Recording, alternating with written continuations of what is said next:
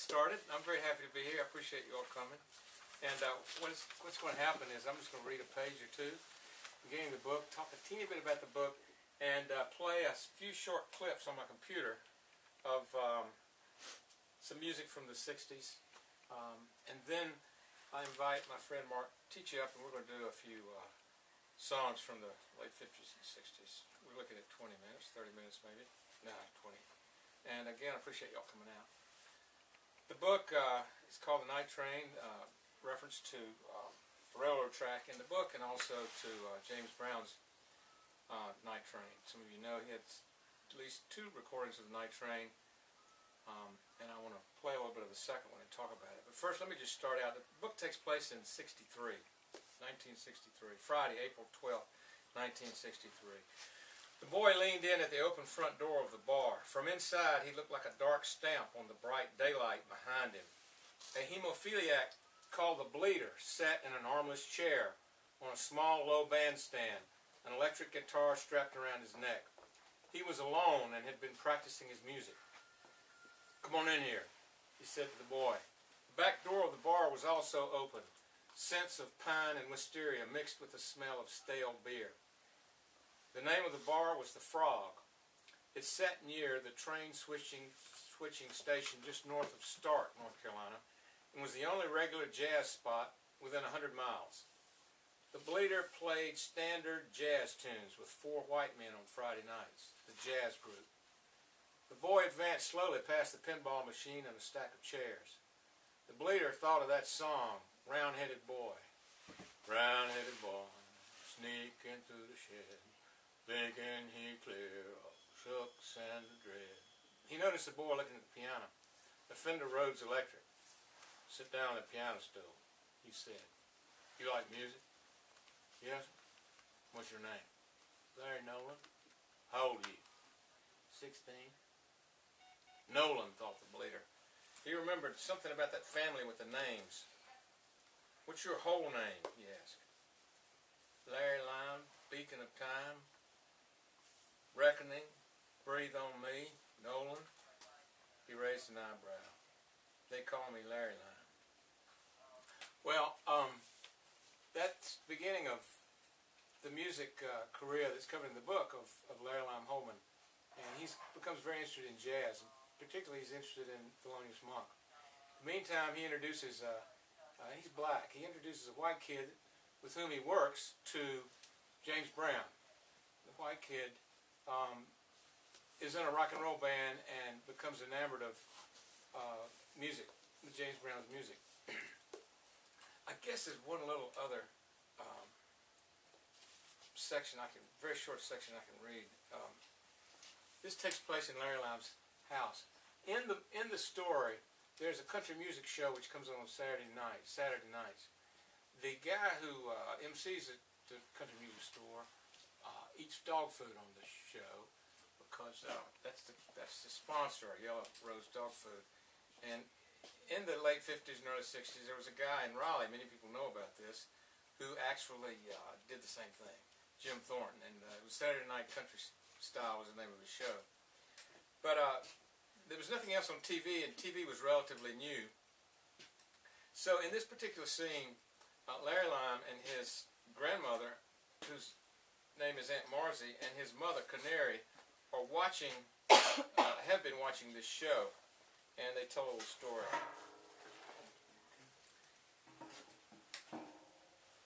"You need to stay and watch this," Canary said to Aunt Marzie, who was about to push open the screen door. "Watch this man eat dog food. You ain't heard about him?" "I have, but I ain't spending no time watching no white man eat dog food." She turned back and said, "Next thing you know, he'd be barking, then he'd be peeing on a tree." "You hear about the blind man and seeing-eyed dog? Dog peeing on his leg?" asked Canary. "I have," said Aunt Marzie.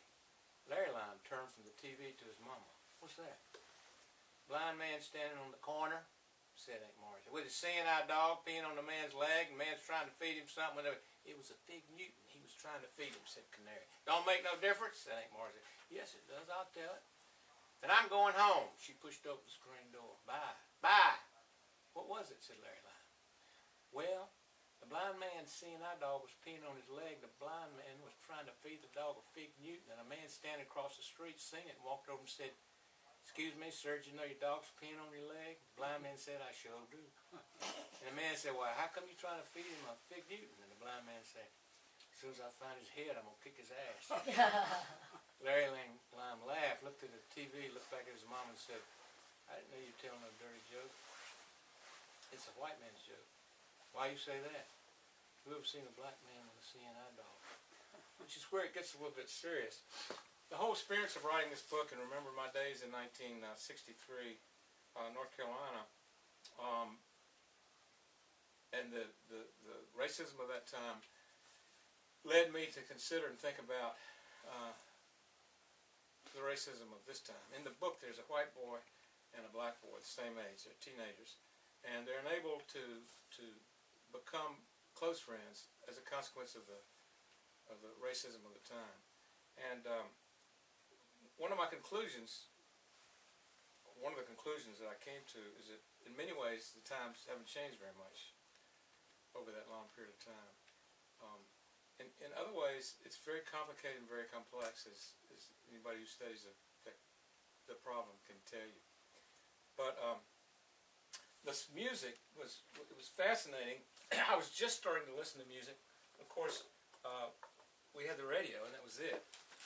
No such thing as CDs or TV, or, well, we had TV, but we didn't have much else. And in the 50s, when I just started singing, some of the songs that were popular were songs like "How Much Is That Dog in the Window?"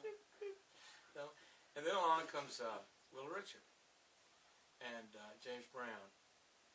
And when I was writing the book, I had to go back to try to remember the songs that were very popular when I was coming along in the late 50s and early 60s. And there was one song in particular called "The Jam, Part 1" that I finally remember the title. I couldn't find it. Well, finally I tracked it down. And I realized that this particular song is a good example of the rhythm and blues that was very popular or became popular in the 60s, and the emphasis on the offbeat. Now, I'm going to play just a little bit of this song.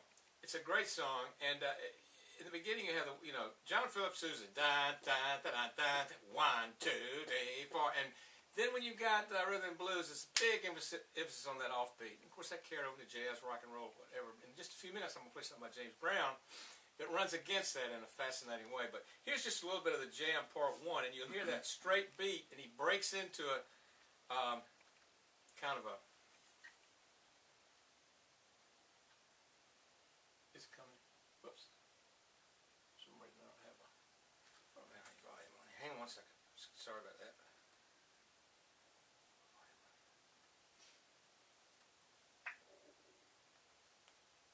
Here we go.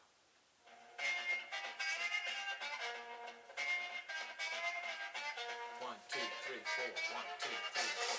2, 3, 4. 2, 4. And this is a wonderful little instrumental. Now, coming from a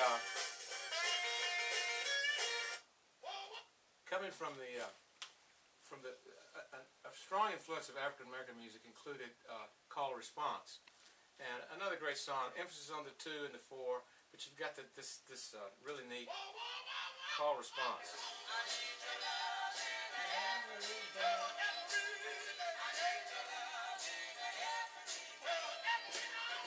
2, 4, 2, 4.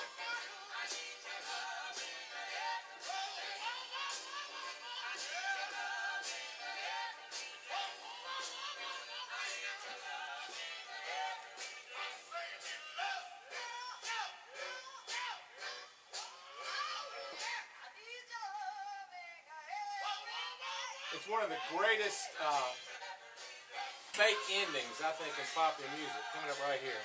This is a little over halfway through the song.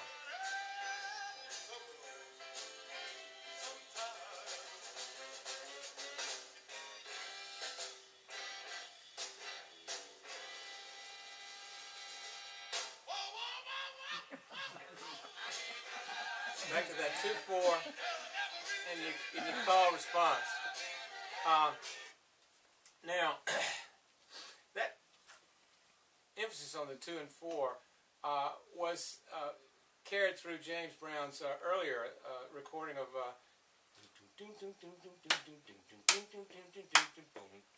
Night Train. But in Live at the Apollo, a 35-minute record, a long playing record which came out in early '63, you have 35 minutes back-to-back music, no breaks between songs, and black stations and white stations are playing that record with no interruption, as if it were one song.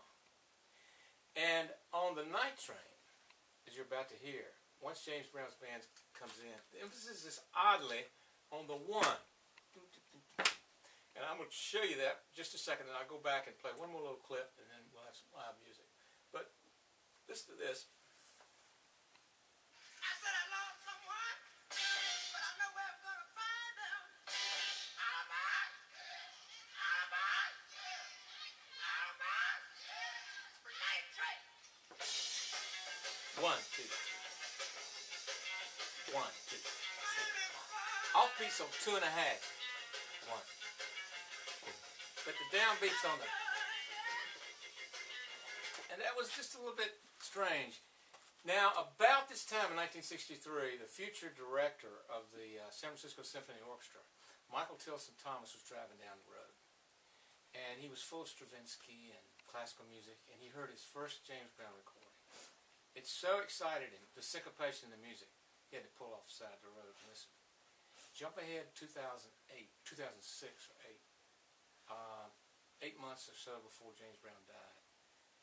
Michael Tilson Thomas interviewed James Brown for an hour. It's a fascinating listen. And you can find it in the MTT files. If you just Google MTT files, number 7, it's a 1-hour conversation with James Brown.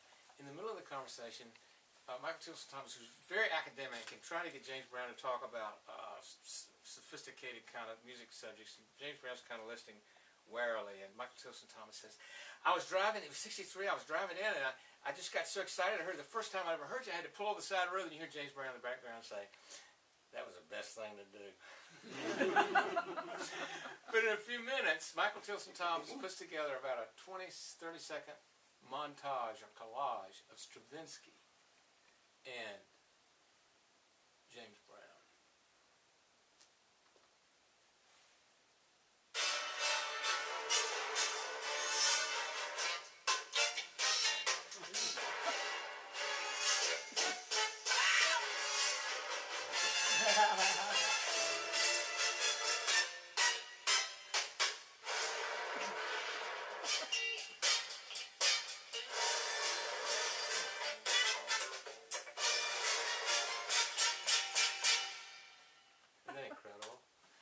And when I heard that, I was working on the book, and I called New York. I called my editor in New York, and I said, I've got a title for my book. I said, it's a sound. It lasts about 30 seconds. That's what I want the title to be. And I could hear the way she was looking at me as I talked about wanting this to be. It was definitely a raised eyebrow, like, what in the world is going on here? I said, just put on the title, go to this link, and listen to the title. It's going to be a sound. Well, it didn't work. It didn't happen. But because I'm using country music in the novel also, in less than 3 minutes, we'll be playing some country music, I did a short story in which I had country music, rock and roll, and I did this little title, which is just a little bit different, but it's similar.